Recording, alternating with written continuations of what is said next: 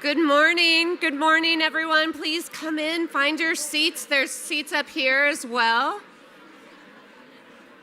Please come in and find your seats because actually I'm happy to announce that the conference this year is actually sold out. So there should be plenty of seats, but yes. Good morning, everyone. I'm Kristen Daly, the Executive Director of Global Washington, and welcome to the 2018 Global Washington Conference. And I'm thrilled to announce this is also our celebration of our 10-year anniversary. Yeah, I can't believe it's been 10 years. I've been at 5 of the past Global Washington conferences, and it's been great reaching out to a lot of the Global Washington members who've been to all 10 conferences, perhaps, and really hearing from you all what you remember about the Global Washington Conference and the value that Global Washington has brought to the global development community. Many of you talk about how the conference is a place to come for intellectual stimulation, but also that sense of belonging, to be around like-minded individuals that really care about improving lives in developing countries. You might recognize some of these names from past conference sessions, because some of you have said, the conference is really a place to come and learn about failing forward, or glass houses, or disruptive development, or the other Washington. It's a place to come eat Theo chocolate. And it's a place to meet a global hero. And also, some of you have said that you meet someone who realized that you are a global hero in some way to that person. This is a place where we are to build community. And in my office, I want to emphasize that when we talk about Global Washington, it's not the staff that sit in the office. We talk about a global Washington as a state of mind, that we are the people living in Washington State that think globally. So thank you for being part of that community and being here today. So you might have noticed that the sessions today, the breakout sessions for the conference, are all aligned with the Sustainable Development Goals, or the SDGs.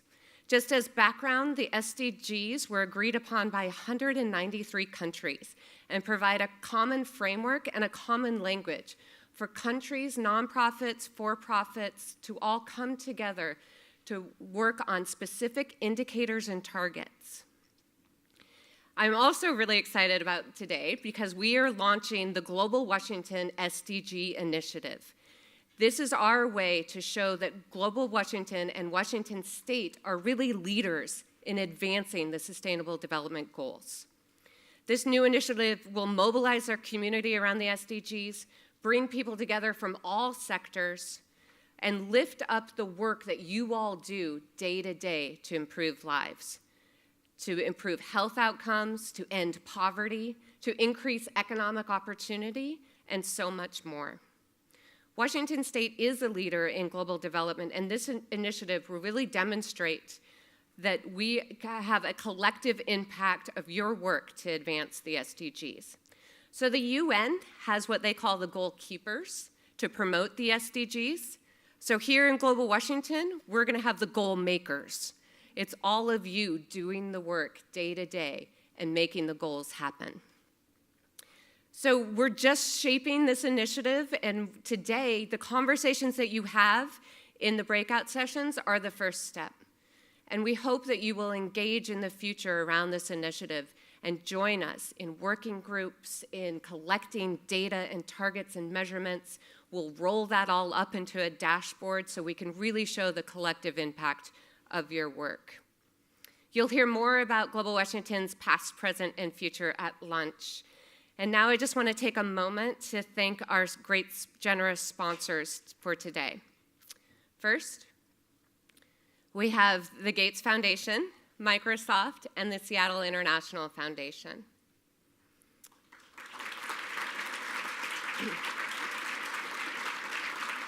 And wait, there's more.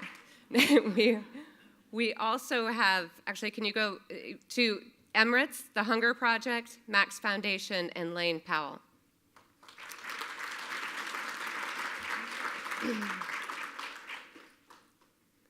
And we have Path, Landesa, Mercy Corps, and Waldron.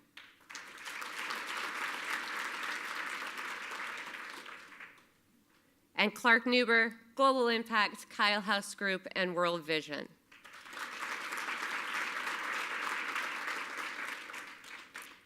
So our media sponsor today is the Evergrey, and our in-kind sponsors are Columbia Bank, Rainmakers, Theo Chocolate, and we also have 3 universities that are our fast pitch sponsors: Seattle Pacific University, University of Chicago Booth School, and UW Foster School of Business. So thank you all for the in-kind sponsorship as well.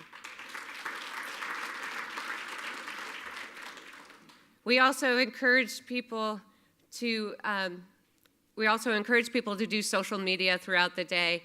And you need to download the app, that's the Whova app down here in the corner, because our next speaker is going to ask you to take a poll on the app if you haven't already. And thank you all for people who've downloaded it already and answered other polls we've done. Here's the Wi-Fi and all the other social media indicators that you need. So it's now my pleasure to invite Marty Costra to the stage. Marty is the Executive Director of the Housing Development Consortium here in King County, and his previous positions include the Senior Director of Global Program Design and Implementation for Habitat for Humanity International in Atlanta. And he's also on the Global Washington Board and one of my mentors. His full bio is in your conference program, but really what I want to point out is that throughout Marty's career, he's been a passionate advocate for building coalitions to create social impact. He's become one of our region's leading experts in what it takes to create what he calls a networked nonprofit and network leadership. I personally have benefited from Marty's guidance, and I'm thrilled that he's here today to share this concept with you. Marty?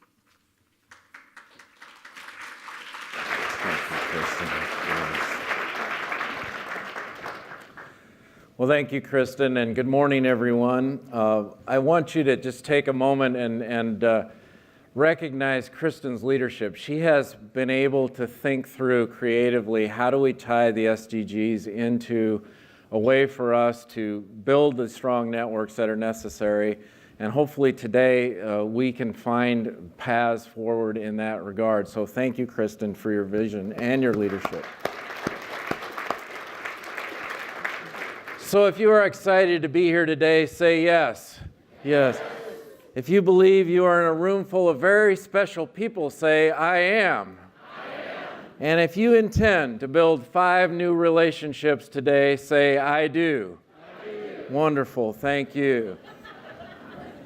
As Kristen mentioned, there is a survey in the Whova app that is about the challenges of forming networks and collaborations. So if you have the app out, please do try to fill out that survey. I know 11 folks have already filled it out, so I think we have a scientific response we can evaluate already. But go ahead and fill that out, and we will take a look at it, hopefully, if we have some time. I have a number of slides I want to run through. I'm going to do this quickly. I don't want this to come off as being academic. These slides are available online, free of charge access to anybody at newnetworkleader.org. But just to get us grounded today a little bit in thinking about how can we achieve scale by not necessarily growing our organizations. So in short, I was very fortunate in 2004 to go to Harvard University through a Bush Leadership Fellowship and study at the Joint Center for Housing Studies in the Kennedy School of Government and the Business School. And there I met a professor named Jane Waskillern. And Jane and I have been together since that time, traveling around talking about her research in identifying nonprofits and how they grew their impact without necessarily focusing on growing their organization. And out of that, we have generated 4 key principles that we train around and help groups and organizations try to think about how can they overcome the traditional challenges we face when we look at the problems that we're trying to solve. So in science, there's this notion of wicked problems. Some of you may have heard of this. Some of you may experience this. A wicked problem is difficult to define, tangled root causes, stakeholders with diverse values, interests, varies from community to community, person to person, constantly evolving, and no obvious answers or measures of success. Do any of you ever feel like this is what you're working on, right?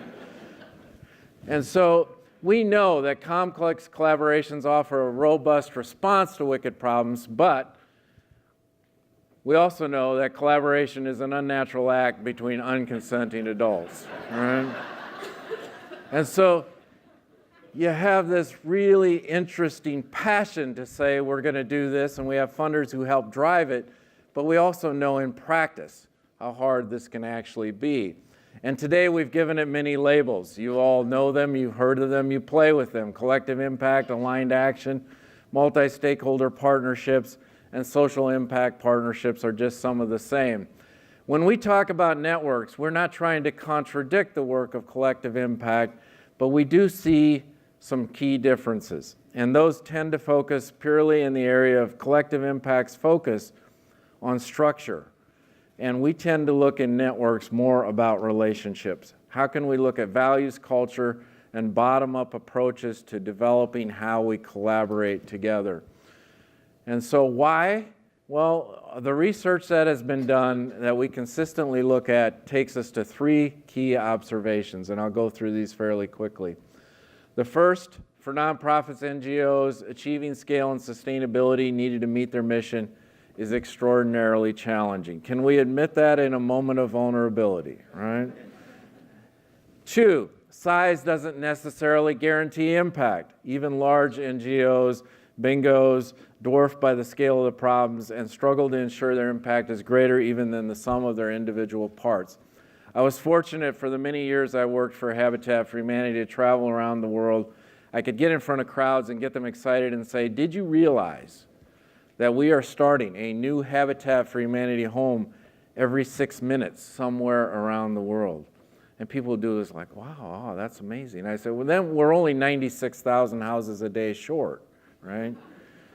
And so there is this sense of how do we take all the good that we're doing and put it up against the reality, define that gap and understand it in a way that empowers us and leads us to think and operate differently.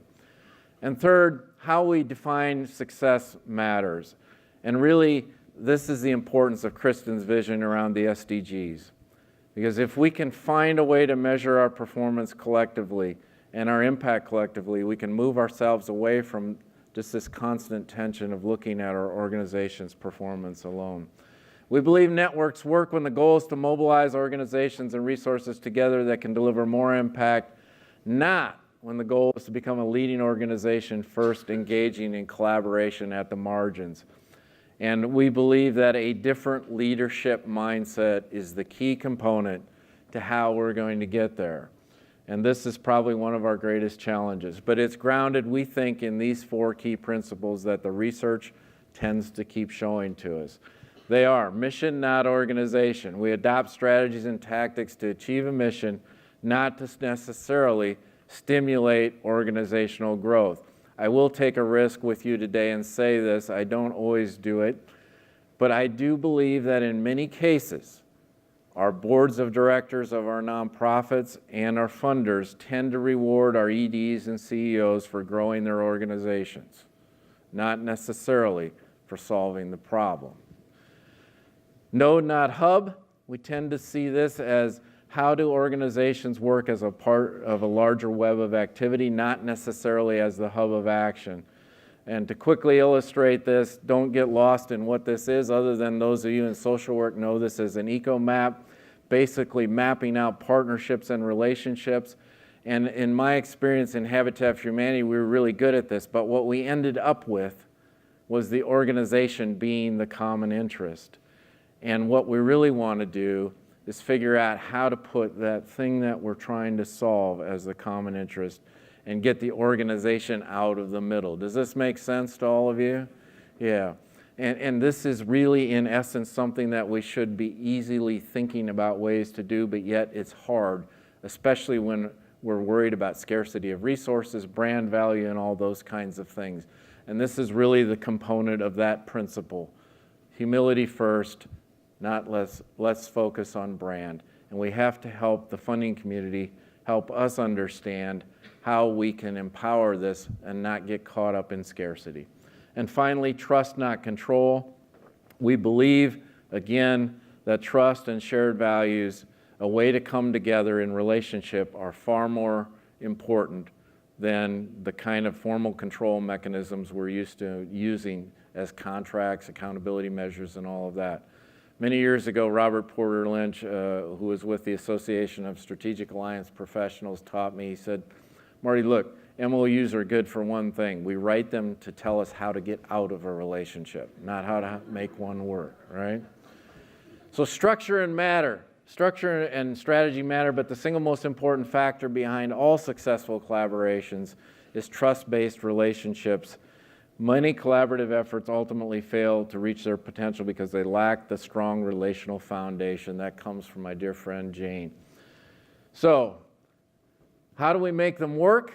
I'm going to give you 5 C's. Again, if you go to Stanford Social Innovation Review or newnetworkleader.org, you can get a lot more expounding on these. I'm going to run through these really quickly. The first thing we do is clarify our purpose, define our challenge. We convene the right people, bring them into the circle, do the hard work, and then we start to cultivate the trust. And this is usually where most of us, we try to bypass this process. And I'm not talking here about trust for acceptance, trust for agreement, certainly not trust for affection, but trust for accomplishment. And it's a much deeper level of trust. And it's really hard, as many of you know, to get there. And there's reasons why. But once we begin to do that, we take the easy road of coordinating existing actions and becoming a true learning network. And that's the work that Global Washington has really tried to inspire over the last decade, bringing us together and creating this learning network. What we really want to do is move beyond learning networks, though, and think about how can we build impact networks, right? And that's where we begin to do things like co-creation, stop the duplication of effort, and figure out how can we take our competencies and complement them with one another. And so ultimately, hopefully, we can begin building large geographical networks, maybe with regional hubs, or use the SDG framework as a mechanism to do this sort of stuff. Remember, there's 4 key counterintuitive principles: mission, not organization; node, not hub; humility, not brand; trust, not control. And if you do what you've always done, you'll get what you've always gotten. I hope that today you have the opportunity to build a number of relationships with folks, to really explore in each of your sessions, how can you think about a network leadership mindset? How can you find paths that take us to a different space? Today we celebrate all the good that we're doing, and I certainly hope that we can weave together a much stronger network through the next decade of Global Washington's efforts.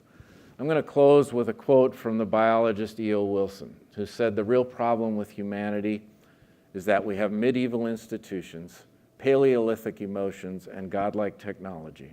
All right?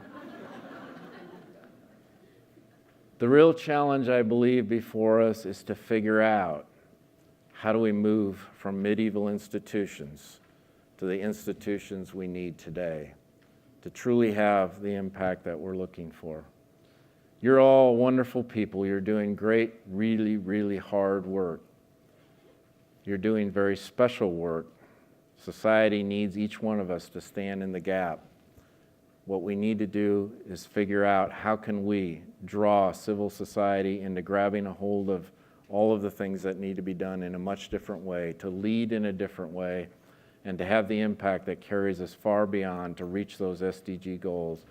Take a look at your Whova app, fill out the survey on the biggest challenges. I can tell you right now the first challenge coming up was that of time and energy to build trusting relationships being the most challenging, but we want to hear from you. We'll check in on it as we proceed through the day. And it is my honor now to introduce and welcome to the podium your friend and mine, Akhtar, who's going to kick us off for our keynote speaker.